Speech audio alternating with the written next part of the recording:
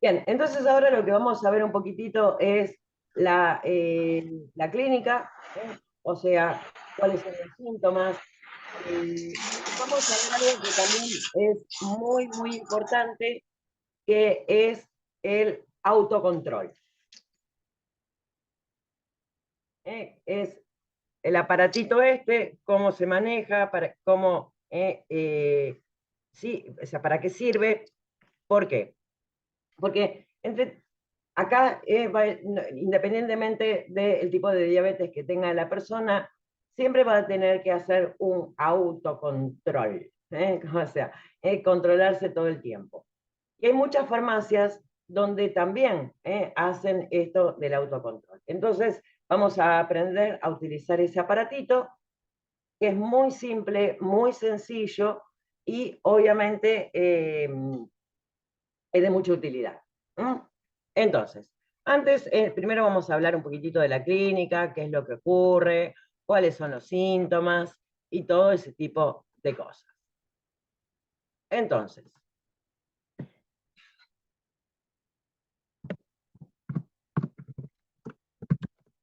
la clínica de la diabetes. Se la conoce, la clínica de la diabetes, o sea, la sintomatología, por la regla de las 4 P. ¿Por qué? Porque los 4 síntomas característicos de la diabetes empiezan con P. Y obviamente son cosas muy, o sea, que se pueden razonar muy claro. Vamos a ver de qué se tratan estas 4 P. Uno de los síntomas es la poliuria. ¿Qué es esto de la poliuria? ¿Eh? Orinar excesivamente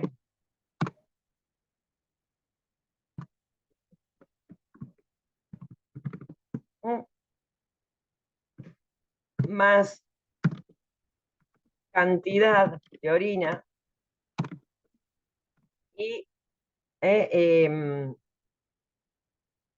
menor cantidad de tiempo.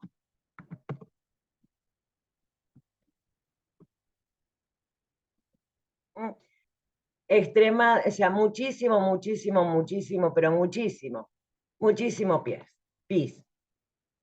Que incluso también la persona se tiene que levantar de noche a orinar.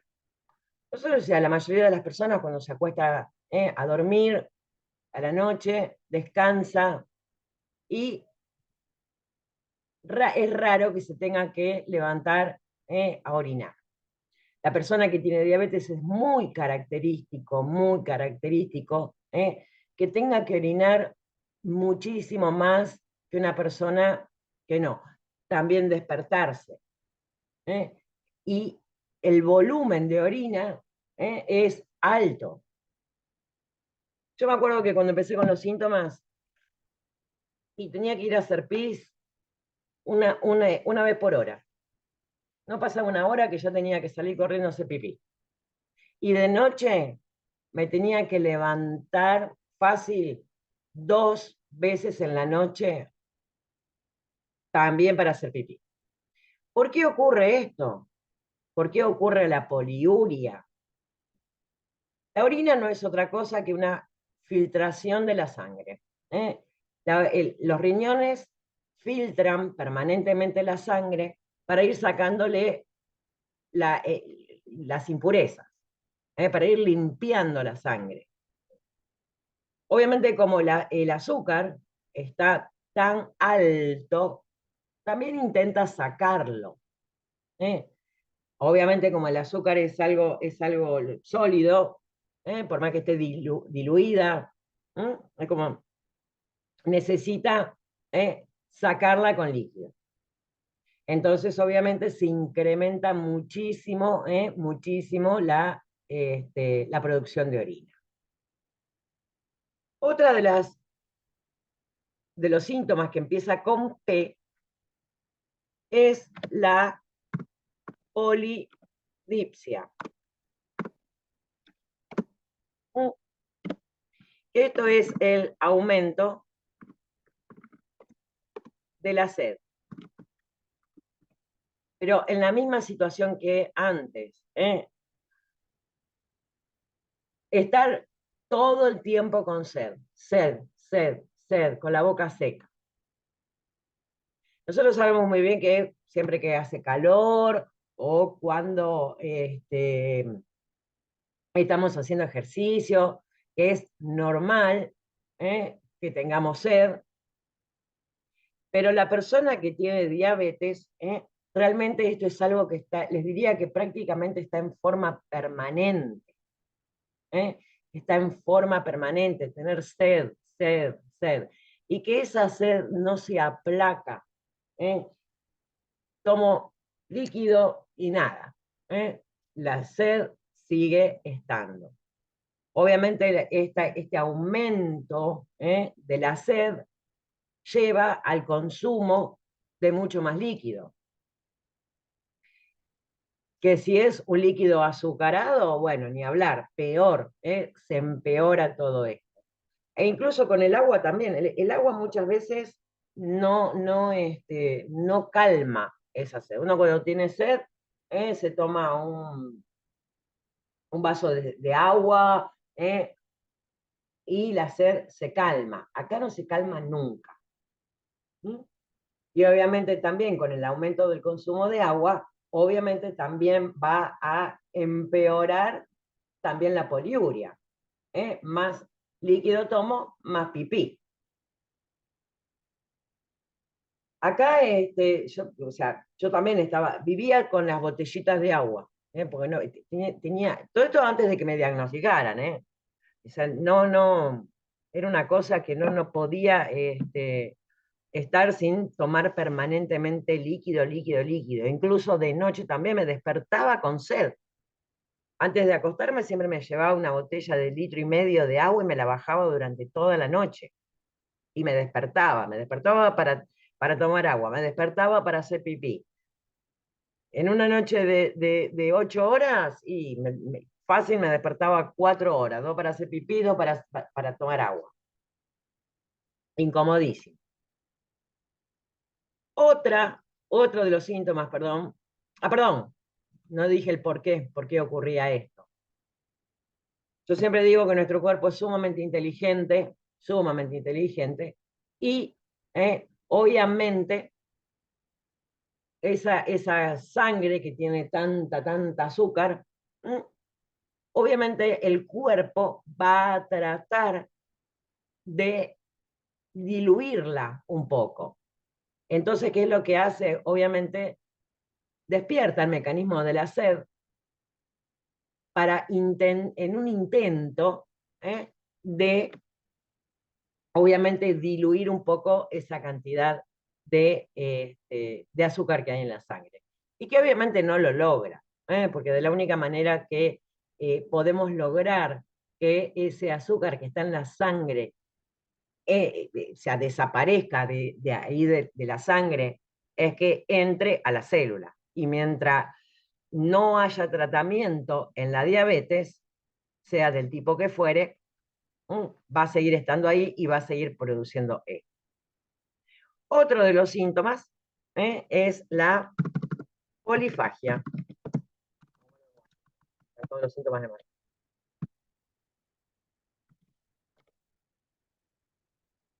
¿Qué es la polifagia? Hambre. Un hambre atroz. Y obviamente, si tengo hambre todo el tiempo, ¿qué hago? Me la paso todo el día comiendo.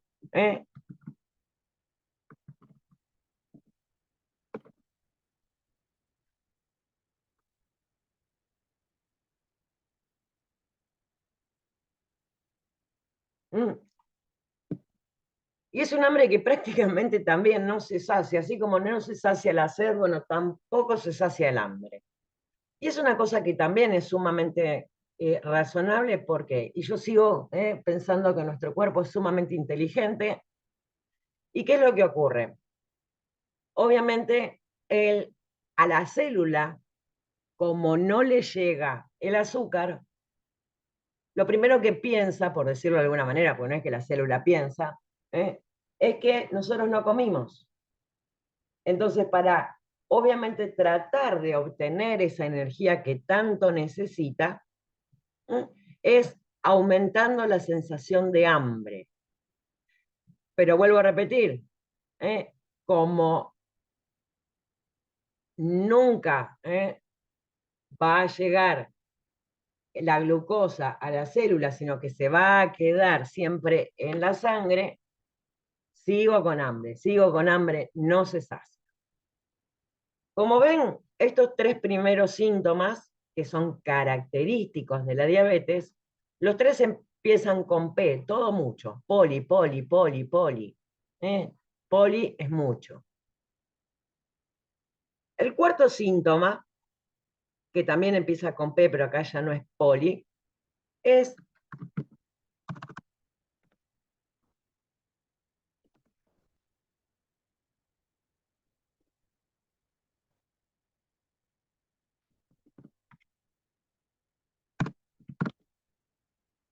pérdida de peso a pesar de la polifagia. ¿Por qué ocurre esto? Porque obviamente esa célula que no está obteniendo la glucosa, de algún lado tiene que sacar algún tipo de fuente de energía. ¿Cómo la obtiene esa fuente de energía? A través de quemar la grasa corporal. Obtiene ahora energía a través de la grasa, quemándola en vez de utilizar la glucosa. Y ustedes me van a decir, ay, profe, qué lindo, me la paso comiendo todo el día y no engordo y encima bajo de peso. ¿Es una maravilla? No, porque acá es donde está uno de los problemas más graves de la diabetes, que puede llevar a una descompensación. ¿Por qué? Porque esa quema de grasa, en el intento de obtener esa energía, el residuo de la quema de grasa, que se llaman cuerpos cetónicos, son extremadamente tóxicos. Son muy tóxicos y pueden provocar lo que se conoce como un desequilibrio del medio interno. En mi caso, a mí me llevó una semanita a terapia intensiva. Tuve una semanita en terapia intensiva porque precisamente había bajado, me la pasaba comiendo y bajaba de peso, bajaba de peso, bajaba de peso, bajé 15 kilos en un mes, imagínense, pero así terminé también. Internada, una semana en terapia intensiva y una semana en sala común hasta que me dejaron volver a mi casa. Este es un problema grave, realmente ese tipo de compensaciones puede ser grave porque yo lo cuento como chiste, pero también puede provocar la muerte de la persona. Estos son los 4 síntomas característicos, pero que obviamente va a ser diferente según el tipo de la diabetes. En la diabetes tipo 1 o en el LADA, como todo esto se produce en forma rápida, los síntomas van a estar van a estar muy presentes y son muy importantes, muy importantes.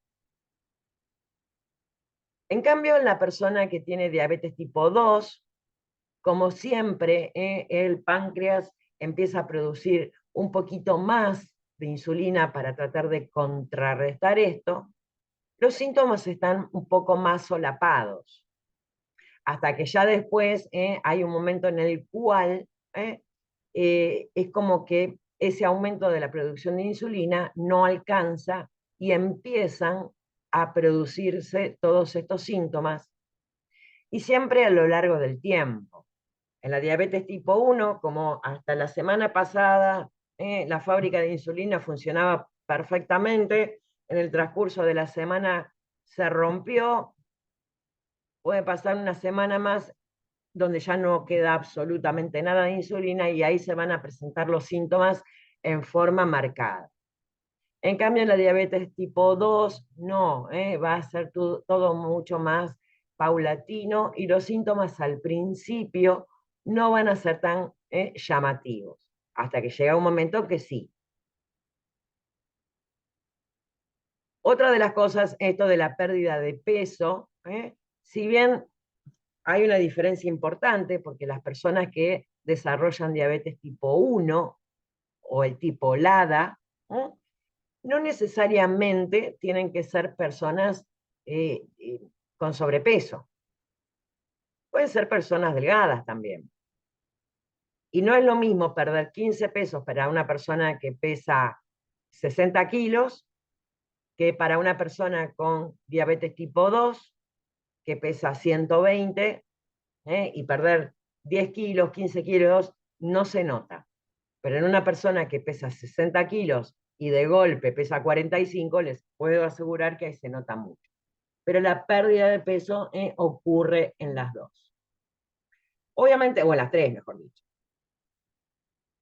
Con respecto a lo que son los síntomas en la diabetes gestacional, que obviamente no dan los tiempos para que ocurra todo esto, obviamente los síntomas van a estar más relacionados con la poliuria, con la polidipsia, con la polifagia.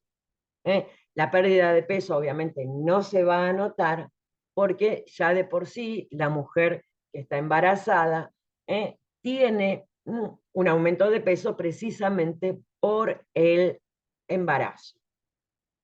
Pero sí hay una disminución en el aumento de peso normal durante el embarazo. En el embarazo es como que está estipulado, básicamente hasta cuánto se puede aumentar por trimestre. Obviamente, si la mujer que tiene diabetes gestacional no está aumentando lo que corresponde, ahí sí es donde se va a notar la pérdida de peso.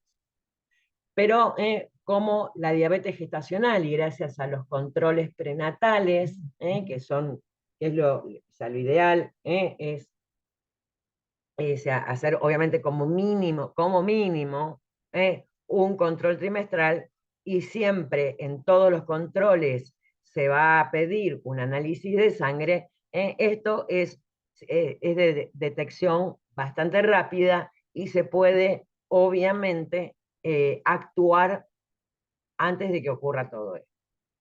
Por eso quizás en la diabetes gestacional, si está detectada a tiempo y controlada, obviamente no va a ocurrir toda esta sintomatología. Después también hay síntomas menores y que también pueden ocurrir por otras cosas. Como por ejemplo es muy característica también la piel seca, pero convengamos que la piel seca no solamente va a ocurrir en la diabetes, sino que puede haber otras causas. Bulbo, vaginitis micótica o palanitis micótica a repetición. O sea, infección por hongos en la vulva o en el prepucio, en el varón. Y acá ocurre por algo también muy lógica. ¿Por qué? Obviamente toda esa glucosa va, como habíamos visto, con la poliuria, la orina es dulce, las secreciones vulvovaginales y del pene también tienen muchísimo azúcar, y por lo tanto, donde hay azúcar, los honguitos son bastante propensos a desarrollarse. Y acá les cuento un chisme. Esto con que la orina es dulce porque tiene una gran concentración de azúcar. En el año 1800, ya no, ya no. Esperen que prendo la cámara porque esto no se lo van a poder creer. Hablo del año 1800. ¿Saben cómo se diagnosticaba la diabetes? Adivinen. A que tomaban la orina. La probaban. Probaban la orina, a ver si la orina era Si dulce. estaba dulce tenía diabetes. O sea, hoy por suerte hay otras maneras de diagnosticarlo, no hay que probar el pipí de nadie. Pero bueno, otro de los síntomas que también suelen ser bastante frecuentes, pero no específicos, es cicatrización lenta. ¿Por qué? Y acá pasa exactamente lo mismo. Una herida que tiene sangre. Esa sangre va a estar llena de azúcar. Si hay azúcar, chao, se contaminó. Obviamente cuando una herida está contaminada, tarda muchísimo, pero muchísimo, muchísimo más en cicatrizar. ¿eh? Dice, no, si tenés la cicatrización lenta, tenés diabetes. No, primero tenés que ver si no tenés también los otros síntomas. ¿Tenés la piel seca, tenés diabetes? No, primero tenés que ver si tenés los otros síntomas. La vulvovaginitis, la balanitis a repetición, también puede ser por otros motivos. Entonces, son síntomas muy inespecíficos. Ahora, una persona que yo le mido la glucosa y la tiene en 170, pero tiene poliuria, tiene polidipsia, tiene polifagia, y sí. La realidad es que con 170 va a tener más o menos estos síntomas, pero no tan acentuados. Muy diferente, como les contaba yo, que cuando me diagnosticaron tenía 600 y pico, tremendo, y encima tenía todos los síntomas, ya está, 2 más 2 es 4, no le busquemos más vuelta.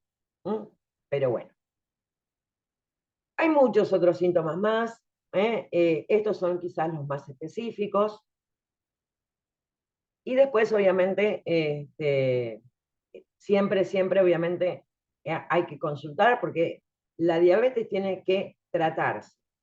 ¿Por qué tiene que tratarse? Porque dejada a su libre evolución, va a provocar la muerte.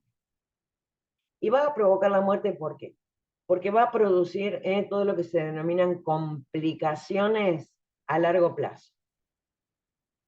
Esas complicaciones a largo plazo va a afectar a nivel circulatorio, tiene lo que se conoce como una ateromatosis acelerada, o sea, esas placas de ateroma que van a tapar las arterias es mucho más rápida, destruye los nervios, con lo cual dolores, lastimaduras por no sentir dolor a veces, heridas que se infectan, amputaciones, pérdida de la vista. De hecho, la diabetes es la primer causa de ceguera, o sea, que no sea de nacimiento, por lo menos acá en la Argentina. Incapacidad, todo tipo, millones. Afecta también la dentadura, pérdida de piezas dentales que se caen solitas. No es que hay una retracción muy importante de las encías y los dientes se caen solos. Aparte, ustedes imagínense, es como si la persona que tiene diabetes sin controlar tuviera 15 caramelos todo el tiempo en la boca. complicaciones bastante importantes. Afecta riñón, desastres hace. Obviamente en el tratamiento no es que únicamente se va a tratar con medicamentos. El tratamiento de la diabetes está considerado como, dicen como que es un banco de 3 patas. La medicación, sí o sí. La alimentación y el ejercicio. Yo le puedo agregar otra cuarta pata al tratamiento, que es el estado anímico. El estado anímico, el estrés, desbarajusta todo mal. Entonces hay que tener mucho cuidado con ese tipo de cosas. Suelen desbarajustar muchísimo. Y siempre se dice que si un banco tiene 3 patas, le saco uno, el banco se me cae. Al banco de 4 patas le saco una pata, no se me va a caer del todo, pero va a estar inestable. Entonces siempre hay que respetar. Pero eso sí, eso me parece que, no, por el horario no vamos a llegar a ver la parte de medicación, lo vamos a dejar para el viernes que viene. Ahora sí, lo que me interesa es que veamos esto. Tienen que lo saque de acá del cosito. Es el aparatito de autocontrol que todo diabético lo debería tener. De estos aparatitos hay muchísimas marcas y cada marca tiene varios modelos diferentes. Desde el punto de vista desde la farmacia, si alguien viene a buscar tiras reactivas, precisamente para el medidor, tenemos que siempre, sí o sí, preguntarle la marca y el modelo. ¿Por qué? Porque cada aparato, cada marca, cada modelo tiene una tira específica. No hay tiras universales. Cada marca y cada modelo tiene su propia tira. Estas, ya me apareció el cartel, no vamos a llegar ni a palo a ver la parte de fármacos.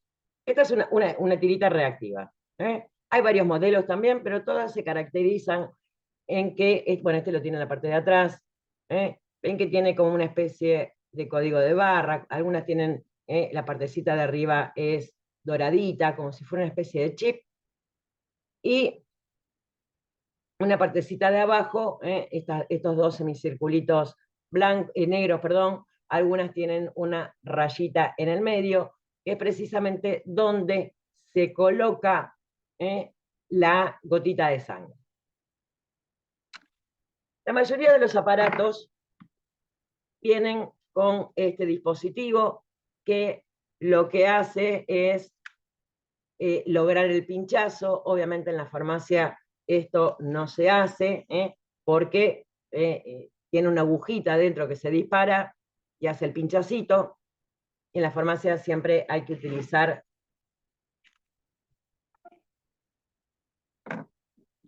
estos. Ahí, lo tengo cerrado. Bueno.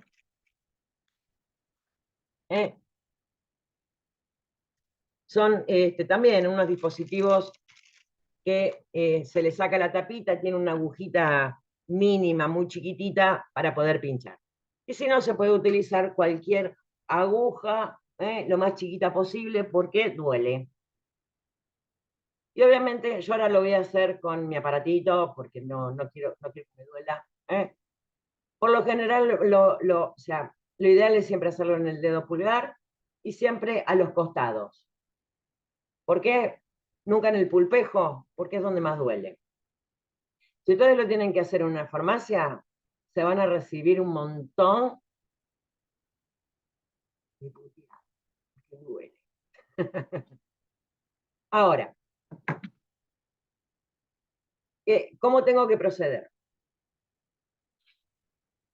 La tirita, si ven acá abajo en el aparatito, tiene una especie de ranurita. Se coloca de la parte donde está el chip, ahí. Ahora se prende y ven que ahí ya me está pidiendo que ponga la gotita de sangre. Vamos a pinchar el dedo.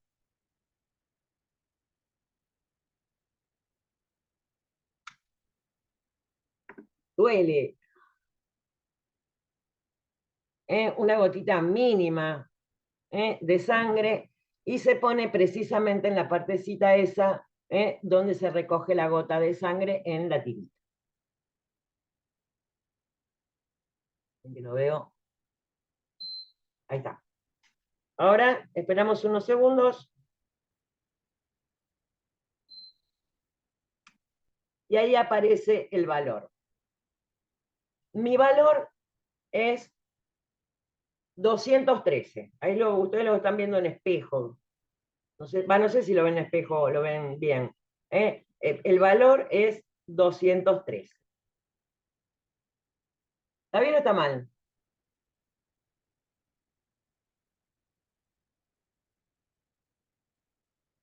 ¿Qué dicen? ¿Está alto? ¿Está bajo? ¿Cómo está? Ya habíamos visto cuál era el valor normal. Yo no estoy en ayuna, no tengo 8 horas de ayuno. El valor normal 2 horas después de comer era menor a 180. ¿Está alto o está bien? Está bien.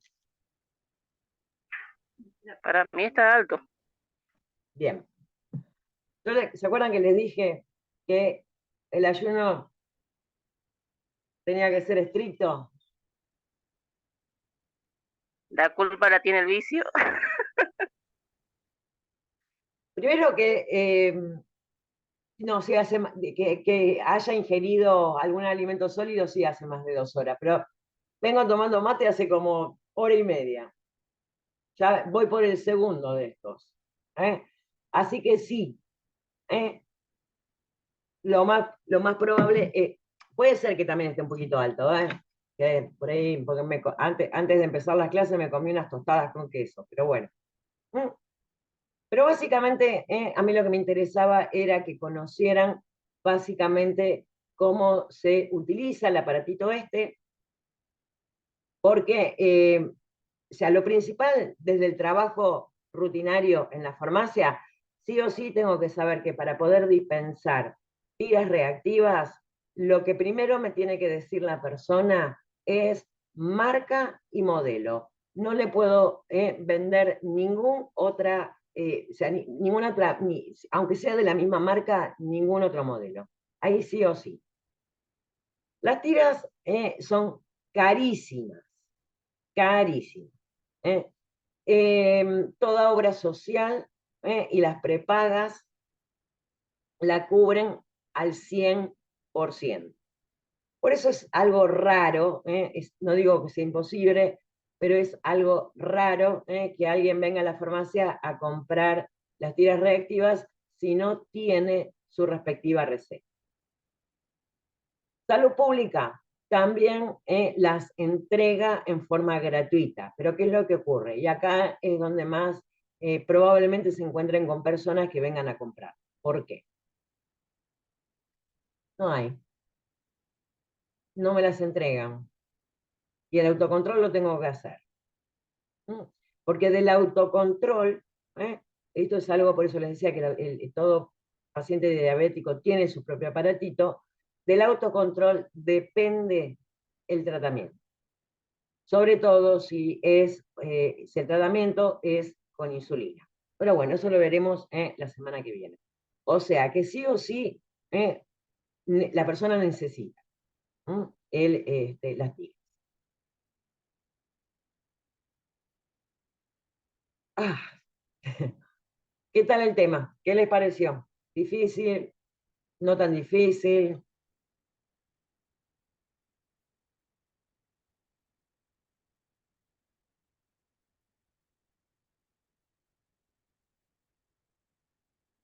Capaz que quedan como 3 minutos todavía. Tenemos tiempo incluso de hacer alguna consulta.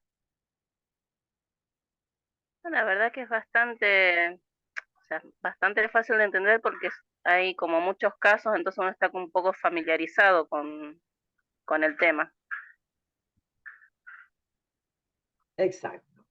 ¿eh? Esto Es, mismo puede llegar a, o sea, si la diabetes no está controlada y, digamos, produce una falla en los órganos, puede llegar a producir una pancreatitis, ¿no? Puede llegar a ser mortal, no, ¿o no? la diabetes pancreatitis no, pero sí con respecto al páncreas los cálculos. Ah, ok. La pancreatitis puede ser o por cálculos en la... sí, sí, es bastante fácil de entender el por qué ocurre. La pancreatitis por lo general se produce por dos motivos fundamentales. O porque hay cálculos en la vesícula que me tapan el conducto, que también es del páncreas, que lleva el jugo pancreático al intestino, y ahí como me tapa el conducto que lleva el jugo digestivo, es como que se inflama. Esa es una de las causas más comunes. Y la otra causa, pero ya más frecuente de una pancreatitis crónica, es el alcoholismo crónico. Pero la diabetes no tiene nada que ver con la pancreatitis. Aunque también, porque el páncreas tiene como dos funciones. La función exócrina, o sea, que produce el jugo pancreático, y la función endocrina que produce la insulina.